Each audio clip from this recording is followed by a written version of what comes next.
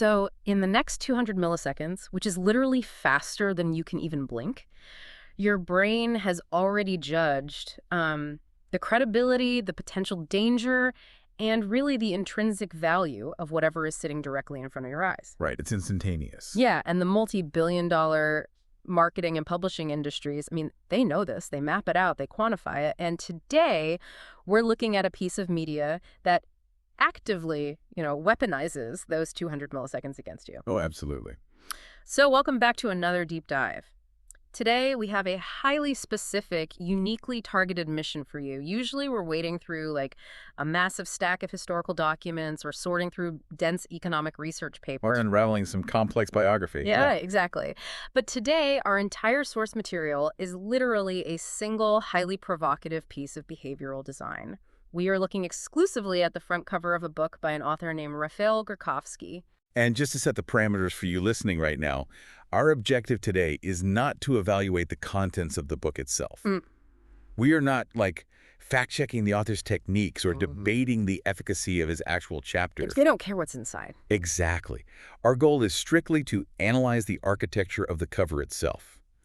We want to figure out how a static, two-dimensional image attempts to basically bypass your critical faculties and persuade you, the potential buyer, that it holds the absolute keys to ultimate human influence. Okay, let's unpack this because there is, a dense concentration of psychological triggers layered into this one single rectangle. It really is. If you're listening to this and you can't see it, picture a stark, bright white background, and at the very top, radiating downward, is this mesmerizing, pulsating blue and purple optical illusion spiral. It's very intense. Yeah, and beneath that spiral, sitting in massive, bold, all-caps, royal blue block letters are the words, "The Real Mind Control." Just super aggressive. Very. And then, directly under that aggressive title, there is a subtitle in a much more clinical font that says, "A book that will make you understand neuro-linguistic programming." Right.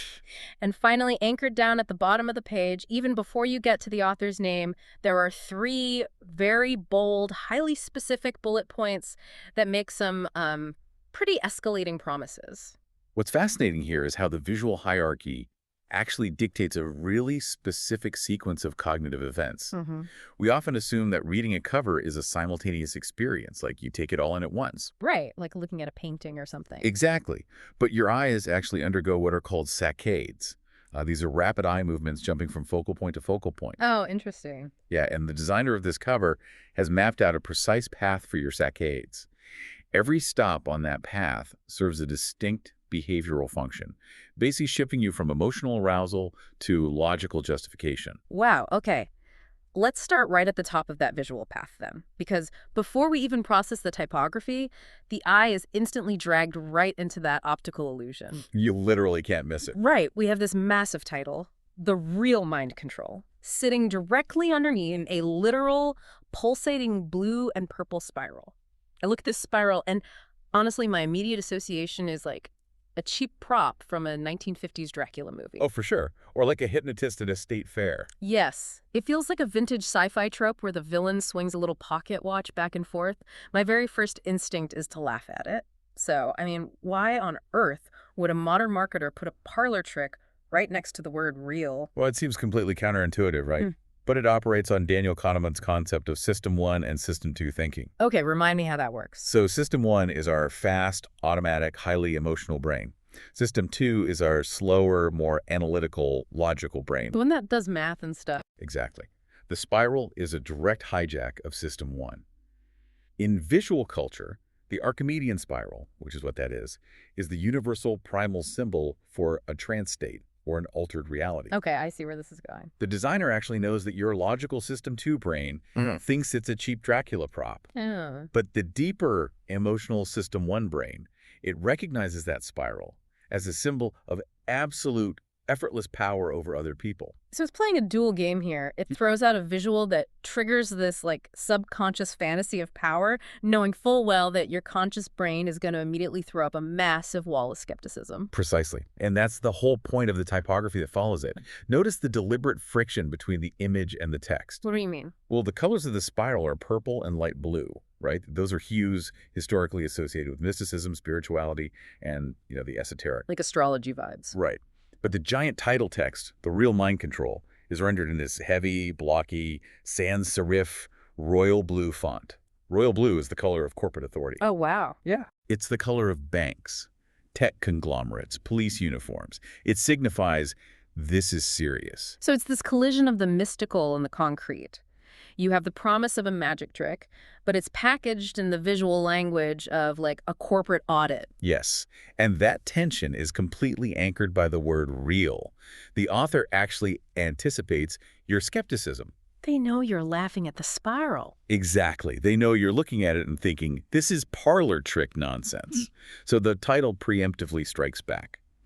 By stating the real mind control, it essentially says, hey, you are smart to doubt the fake movie stuff, but this is the genuine empirical version of that fantasy. And so it validates your skepticism while simultaneously insisting that the impossible is actually totally possible. It's a brilliant little trap. But, I mean, granting someone that kind of taboo power creates a whole new problem, doesn't it? If I am genuinely convinced that I am buying a manual on quote-unquote mind control, I might feel like a fundamentally bad person. Well, yeah, it's highly manipulative. Right. The phrase implies stripping away another human being's free will. You can't just sell someone forbidden knowledge without giving them a way to sleep at night. So how does the cover solve that guilt? This is where we get into cognitive dissonance. As a buyer, you crave the result, right?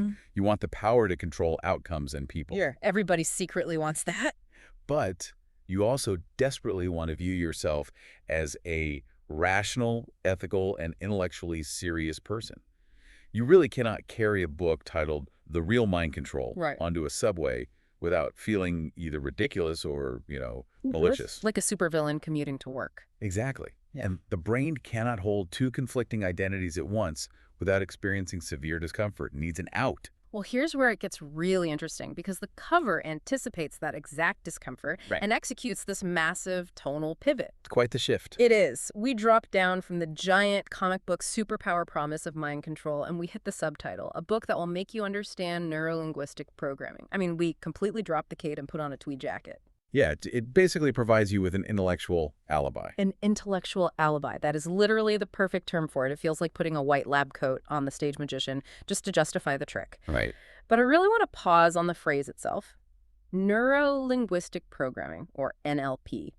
It is this hyphenated, polysyllabic, highly academic-sounding string of words. It sounds incredibly official. It does. Neuro gives us brain science. Linguistic gives us the science of language. Programming gives us computer algorithms. I hear this argument that it acts as an alibi, but doesn't a dense, intimidating phrase like that risk alienating a buyer who just wants a quick, easy fix for, like, their social anxiety? It might seem that way on the surface, but the density of the phrase is actually the core of its appeal. To understand why, we need to briefly touch on what neuro-linguistic programming actually claims to be. Okay, what is the actual theory behind it? So, NLP is a psychological approach developed in the 1970s by these two guys, Richard Bandler and John Grinder. And the foundational premise is that there's a definitive connection between neurological processes, language, and behavioral patterns learned through experience. Basically, the idea that our brains are just computers running software, and if you know the right linguistic code, you can just hack the operating system. That is exactly the promise.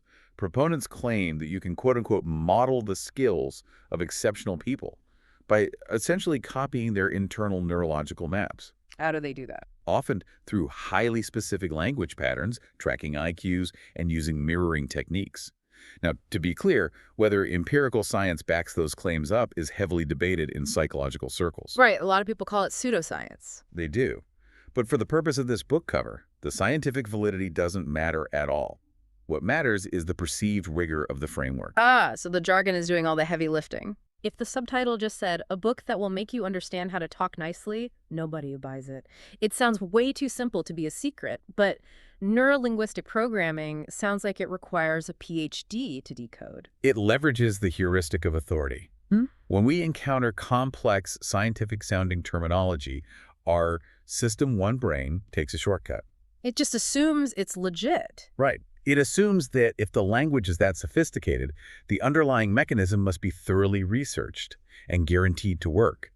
It transforms a mystical promise into a systematic, repeatable skill. That makes so much sense. So if anyone asks you why you're reading this book on the subway, you don't have to admit you want to control minds. You can just say, oh, I'm studying NLP to optimize my communication algorithms. It completely recontextualizes the spiral above it, too. Suddenly, the spiral isn't a swinging pocket watch anymore. It's a visual representation of complex neurological pathways being actively rewired. Yes, it gives you permission to engage with the fantasy. But I mean, an intellectual alibi and a theoretical framework aren't quite enough to close a sale, are they? No, you still need to bring it back to the real world. Right. You've hooked the subconscious desire with the spiral.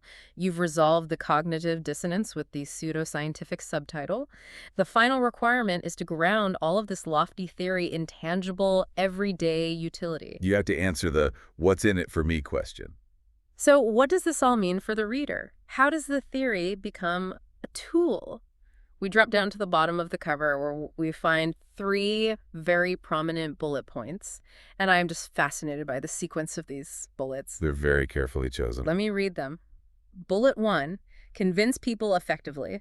Bullet 2, become the best salesperson. Bullet 3, make people think what you want them to think. Such a rapid escalation. Right. When I look at this list, we start at a very reasonable entry-level desire. Yeah. Convince people effectively. That is just wanting your boss to listen to your pitch or like getting your partner to agree on where to go for dinner. Yeah, it's standard, socially acceptable self-help. Exactly. It captures the broadest possible pain point, which is the universal human feeling of being misunderstood or just ignored. But then we take a step up. Bullet 2, become the best salesperson.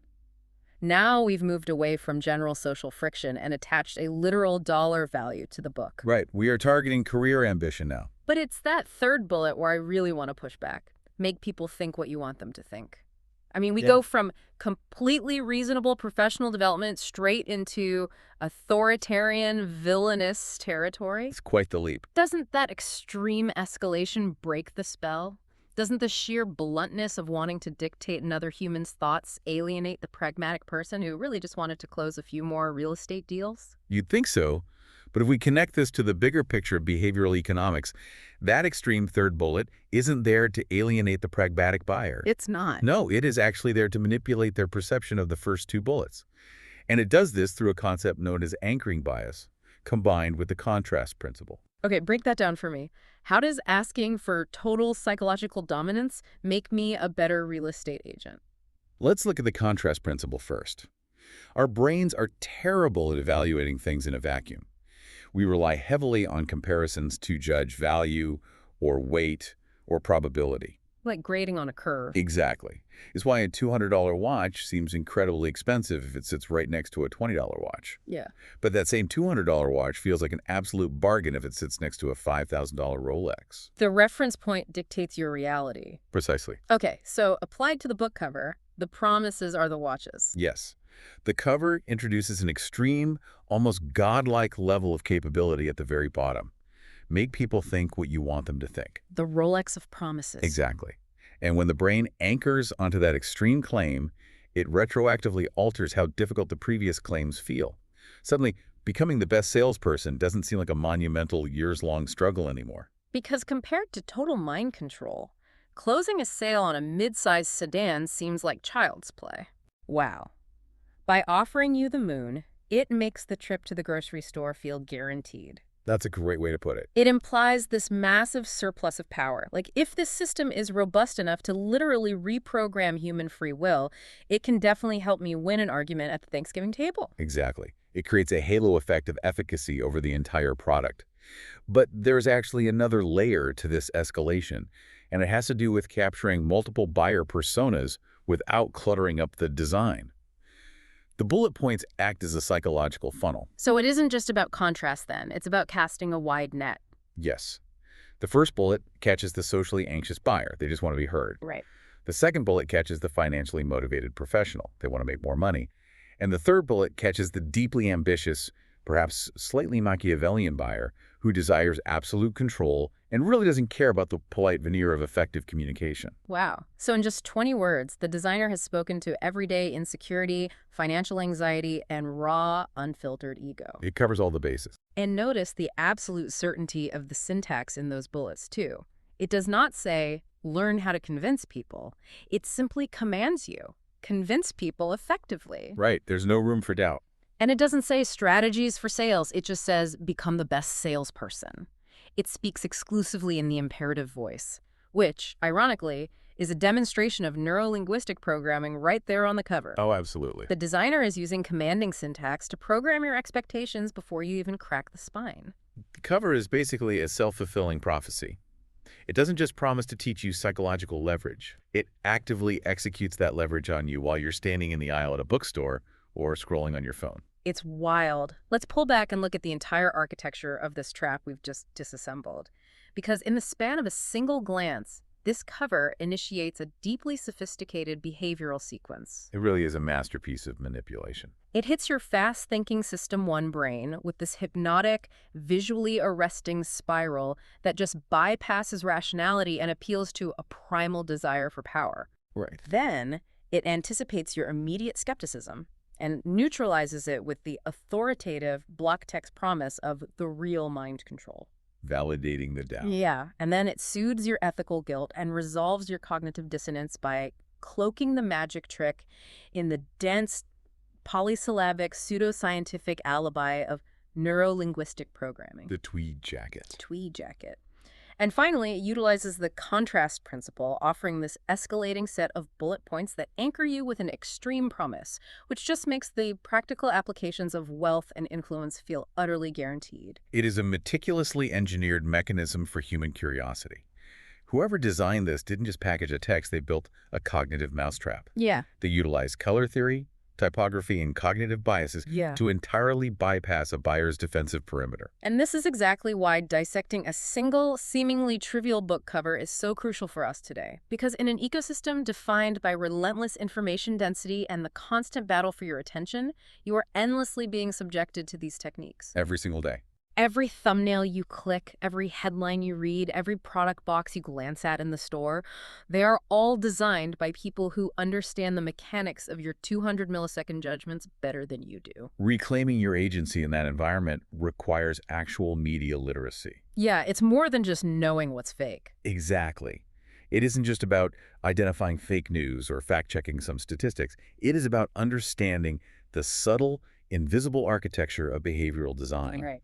When you can look at a piece of media and explicitly name the forces at play, when you can spot the anchoring bias, recognize the intellectual alibi, and identify the System 1 hijack, you stop being a passive recipient. You break the spell. You do. You step outside the experiment. You become the observer instead of the test subject. Which brings us back to that initial moment of judgment. We usually think of a book cover as a static, innocent object. Just, a piece of cardboard or a cluster of pixels waiting patiently for us to make a conscious decision about its value. But what today reveals is that the cover isn't passive at all. Not even a little bit. It is incredibly active. It is interrogating your insecurities, your ambitions, and your logic. It is actively reading you long before you ever decide to read it. Which leaves us with one final, lingering concept to ponder as you navigate the rest of your day. The next time you find yourself, instinctively convinced to click on something or suddenly compelled to add an item to your cart based solely on the packaging, think about the bold claims of Rafael Gurkovsky's cover. Keep it in mind. If a book truly contains the ultimate weaponized secret to making people think exactly what you want them to think, is it possible that the cover itself is currently running that exact algorithm on your brain? It's a scary thought. And in that scenario, as you reach for your wallet, are you about to learn how to become the master of mind control? Or are you simply their most recent, perfectly predictable subject?